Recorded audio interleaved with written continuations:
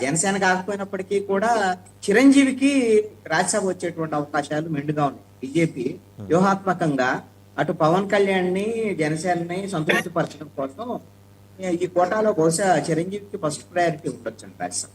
Right Mahesh గారు, ఇది కూడా మీకు వెల్కమింగే కదా. కృష్ణాంజనేయులు గారు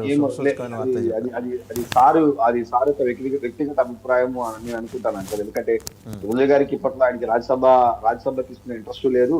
మోర్ ఓవర్ ఆయన చాలా మూవీస్ కమిట్ అయినారు.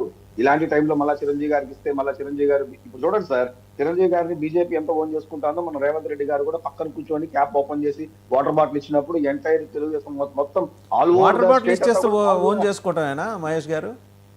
ఏం చేస్తారు సార్? అదే సార్, బీజేపీకే కాదు క్లోజ్, చిరంజీవి గారు కాంగ్రెస్ కూడా క్లోజ్ అని చెప్పి ఒక వేదిక పంచుకున్నప్పుడు మర్యాదపూర్వకంగా చేసే జెస్చర్ అది. అదే సార్, అలాగే ఆ రోజు కూడా మోడీ గారితో కూడా పవన్ చిరంజీవి గారు వేదికనే పంచుకున్నారు తప్ప అలాంటి గెస్ట్లే తప్ప